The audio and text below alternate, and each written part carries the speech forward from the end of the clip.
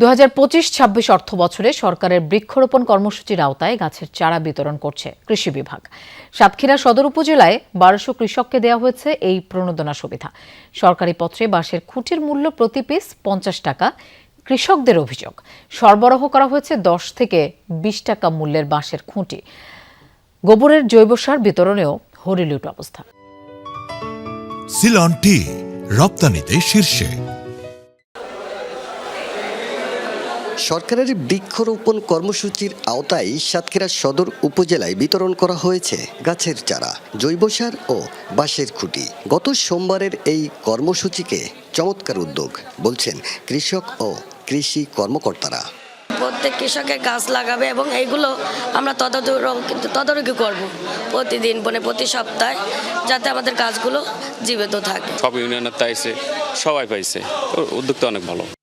সরকারি পরিপত্রে প্রতি পিস গাছের চারা 160 টাকা, বাঁশের খুঁটি 50 টাকা এবং জৈব সার প্রতি কেজি 4 টাকা দর ধরা হয়েছে।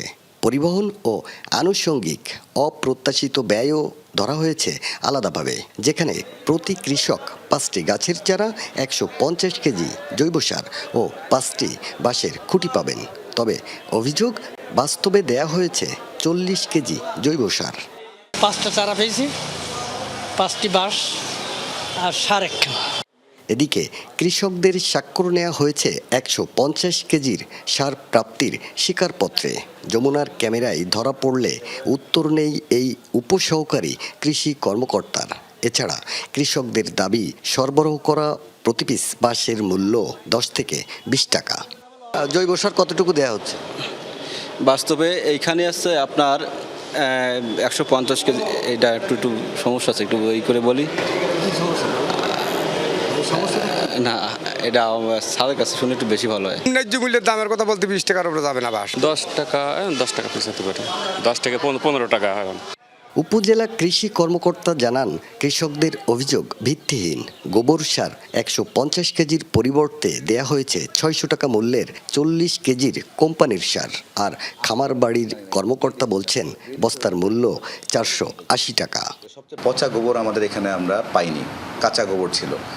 এই জন্য আমরা ওই সমমূল্যের ট্রাইকোকম্বোজ জৈব সার 600 টাকা বস্তা, ওইটা আমরা দিচ্ছি এবং এটা গুণগত মান আরও বেশি ভালো। আমার জানা মতে ওটা 480 টাকা করে এসিআই কোম্পানি দাম নিয়ে থাকে, এটা আমার জানা আছে। কিন্তু উনি যিনি আমাদের উপজেলা কৃষি অফিসের মহোদয় যে কত দামে নিয়েছে সেটা আমি ভালো করে বলতে পারবো না। সরকারি পত্রে এই বাঁশের অংশটির মূল্য 50 টাকা। কৃষকদের দাবি, এটির দাম হতে পারে 10 থেকে 20 টাকা। কৃষকের দাবির বিষয়টি আমরা যাচাই করতে চাই, নিতে চাই একটি নমুনা নিয়ে বাঁশ ব্যবসায়ী ও কৃষি সম্প্রসারণ অধিদপ্তরে হাজির যমুনা টেলিভিশন। কর্মকর্তা বলছেন, মান খারাপ, মূল্য 10 টাকার বেশি নয়।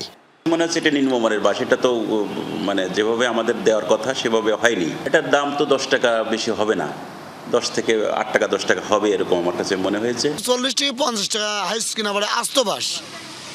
আর এই বাঁশটা আপনি যে বাঁশটা পিসটা দিয়েছেন, এর দাম ওই অনুযায়ী হিসাব করলে 15 টাকা পিস পড়ে। এবার জেলা প্রশাসক কার্যালয়ে যমুনা টেলিভিশন হিসেব কষে দেখা যায়, বাঁশের খুঁটি ও জৈব সার বিতরণে সদর উপজেলা কৃষি কর্মকর্তা লুটেছেন 3,24,000 টাকা। কৃষি বিভাগের এই অনিয়মের বিষয়ে ক্যামেরায় কথা বলতে চান না সাতক্ষীরা জেলা প্রশাসক।